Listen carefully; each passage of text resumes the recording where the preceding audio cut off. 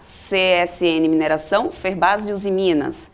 E aí eu abri os outros papéis aqui só para poder a gente dar uma olhada no setor no geral. CSNA sobe 0,27, Gerdau está subindo 1,34, Gerdau Metalúrgica 1,10 e Bradespar 0,89% de queda agora. Se você puder dar uma olhadinha então em CSN Mineração, Ferbasa e Usiminas, e depois, se tiver algum outro papel que do setor você considera aí, Beto, né, que você olha, que você gosta mais aí para conseguir passar por essa volatilidade aí do minério de ferro e quiser também mostrar aí pra gente?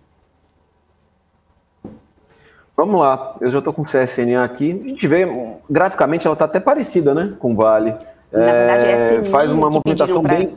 desculpa, Beto, é CSN Mineração, CMIN3. Opa, CI... Vamos lá, peraí. CMIN3. CN. Isso. Peraí. C3, vamos lá. Perdão, eu entendi errado. Essa daqui, não entrou. Não, CSN Mineração. Opa, CSN Mineração. Nossa, a gente é diferente. Eu me perdi com o código. CMIN3. CMIN3. Isso. CSN Mineração. Isso, agora foi. Perdão, gente. A gente se confunde às vezes com tanto código. Mas vamos lá. A gente parece que é tudo... Os gráficos de siderurgia, eles estão todos muito parecidos, né? Aqui, por ser um papel um pouco mais recente, a gente não tem ainda nem a média de 200 períodos, né? Mas mostra, assim, um cenário muito, muito similar. Tanto com o CSNA, que eu coloquei errado, perdão, quanto o Vale também, a mesma coisa. A gente vê todos os papéis marcaram um fundo aqui no começo da semana, lá perto do dia 20, vem subindo, chegaram agora no dia 22, encostando na média de 8 períodos, dando um sinalzinho de queda, apesar de fechar em alta e perdendo a mínima. Ele está num cenário, gente, muito, mas muito parecido com o Vale mesmo. Se ele voltar a cair, gente, aqui já é um cenário um pouco diferente, porque é um papel novo, a gente não tem referências de preço ainda lá para trás. Quando eu não tenho nenhum tipo de referência de preço, eu gosto de ficar usando plotagens das pernas, as últimas pernas que a gente tem, para baixo, para a gente ver quais são os possíveis alvos gráficos, tá? É a única referência que a gente tem graficamente, digamos assim, tanto para topos quanto para fundos, né? Possíveis topos e fundos, quando a gente não tem um histórico. Se a gente pegar a última perna de baixo e plota aqui, caso ele venha a perder os 5,43, que foi a mínima que o papel fez, meu primeiro alvo seria nessa faixa dos 4,85, tá? Que seria justamente a primeira extensão dessa perna de Fibonacci na região dos 38,2, né, de Fibo.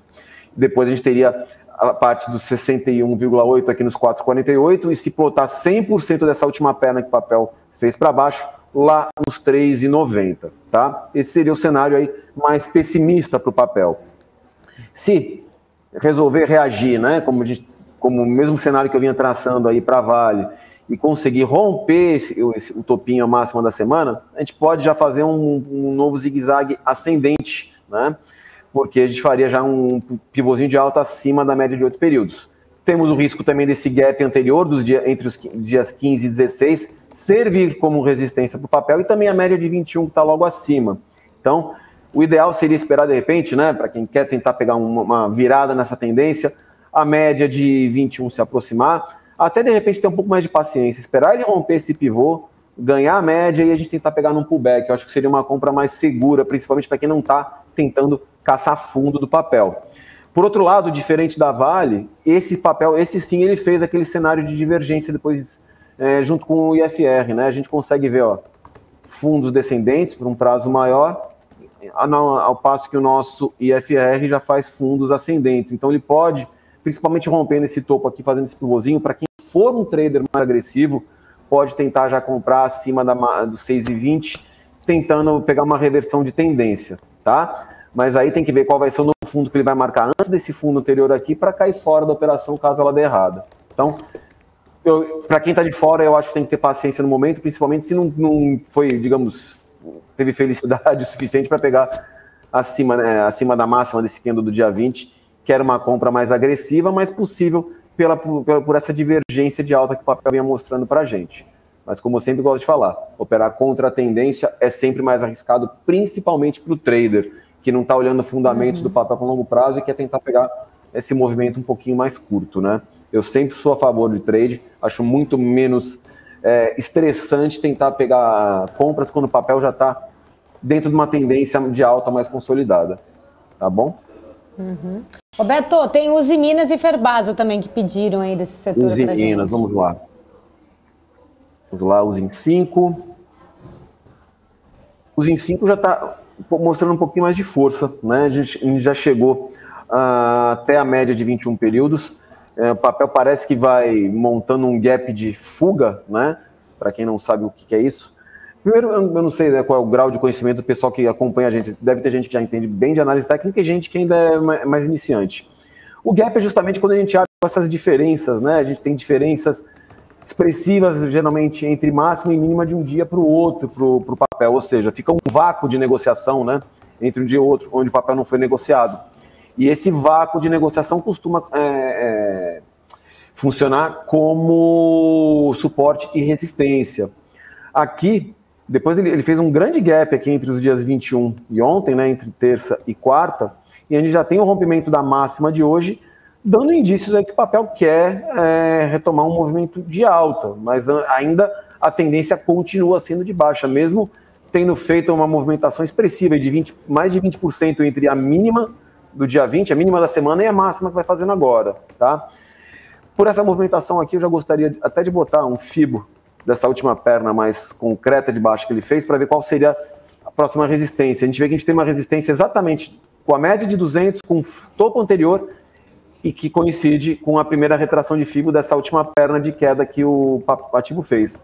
Então, eu acredito que ele tem uma resistência bem interessante nessa região dos 16 e 18, não acredito que ele vá passar de maneira fácil por aqui, isso vai me surpreender.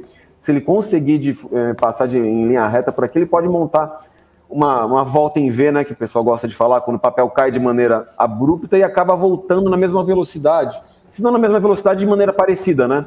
E se ele quiser marcar uma volta em V, eu veria um teste, né, quem sabe, né, nessa região aqui do topo anterior, lá na faixa dos 17,80, né? Mas vamos ver como ele vai se comportar nessa região dos 16,20, mais ou menos, se é que ele vai chegar a testar lá. Aqui ele deve ter realmente essa congruência de fatores, que é retração de Fibonacci, com média de 200 períodos, que é importante, junto com uma região de topo anterior, pode encontrar aqui uma resistência e voltar a cair. Se isso acontecer, a gente tem a primeira fronteira desse gap aqui como um suporte importante na faixa aqui dos 14,80, mais ou menos. Se perdido nessa faixa dos 14,80, começa a tentar me sugerir o fechamento do gap lá embaixo, nos 14,10, mais ou menos, tá? No momento também eu acho que é para se ter cautela.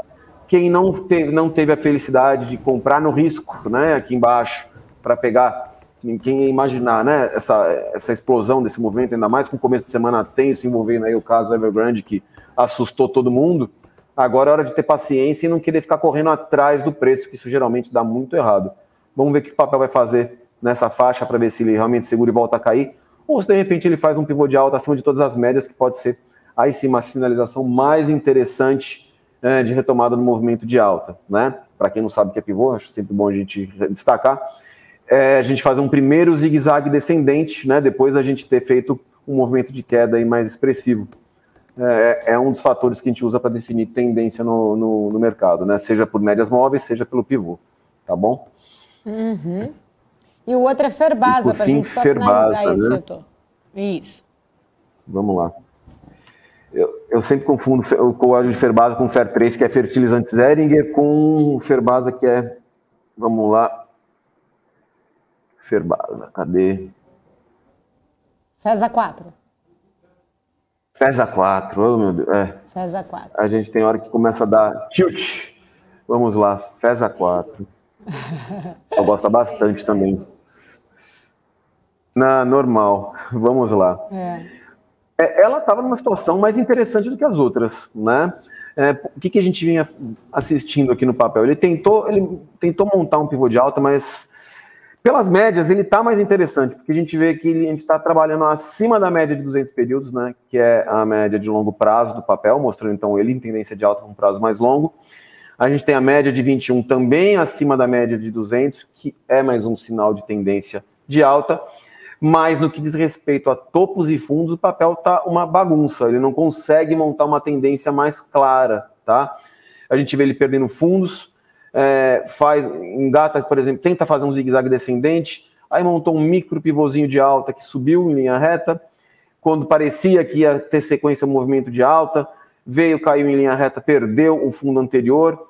Ao perder esse fundo, na verdade não chegou a perder de maneira concreta, mas teve fechamento abaixo desse fundo, mas assim já deu um sinalzinho de reversão, voltou a subir em linha reta, rompendo o topo anterior, depois de marcar um novo topo, fez o quê? Voltou e caiu em linha reta, perdendo o fundo anterior, ou seja, ele está, por topos e fundos, completamente descontrolado o papel, digamos assim, né? Por quê? Começa a fazer topos ascendentes e fundos descendentes, fazendo aquele famoso sinal de alargamento. Isso aqui é perigosíssimo para quem é trader para operar, porque o papel mostra que não respeita nem topos, nem fundos, né? Ele marca uma nova resistência, um novo suporte e perde a todo momento.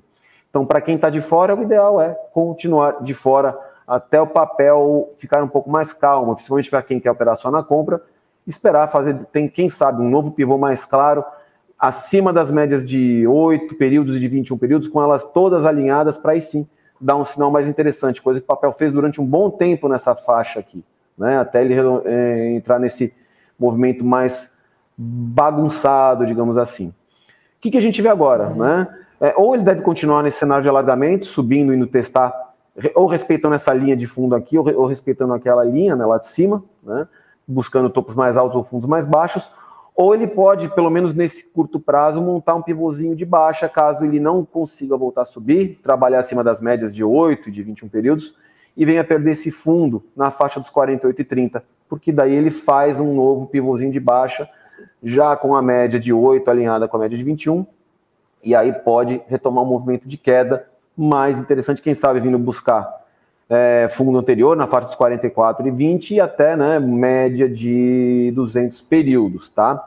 Se perder aqui, abre espaço então para mais quedas, mas para quem gosta, por exemplo, de operar na venda também e quer buscar qualquer tipo de movimentação, como o papel está fazendo esse cenário que é mais complexo, né, de se fazer operações, o que eu acharia mais interessante se for buscar uma operação de venda, por exemplo, né? Para quem está escutando aí pela primeira vez, saiba que é possível ganhar dinheiro sem com o mercado em queda, com ações também trabalhando com aluguel, né? O que seria interessante? Espera fazer o pivô, né? Espera perder esse fundo, por exemplo, tá? E caso ele faça um pullback, aí sim, segure nessa linha e volte a cair, aí dê uma sinalização, né, interessante, né, de venda aqui, aí sim monta algum tipo de operação. Para quem é trader, ele está comprado, torcendo para o papel subir, tem que esperar realmente que ele não perca essa faixa, porque se perder essa linha e acelerar, aí sim tem espaço para buscar esses alvos mais para trás. Compras, por enquanto, nessa bagunça, eu considero bem arriscadas, apesar de ele estar podendo montar um micro pivô de alta aqui, caso ele consiga romper os R$53, vamos arredondar, 52,5, né? A máxima de ontem, onde foi? Foi no 50, exatamente cravado 52,50. Se ele tiver um fechamento acima de 52,50, pode fazer um pequeno pivôzinho de alta. Quem trabalha com gráficos menores, por exemplo, até consegue enxergar isso de maneira mais clara, né? Aí pode tentar uma compra que eu, de verdade, vendo esse cenário de alargamento, considero mais arriscado. Então, muito cuidado.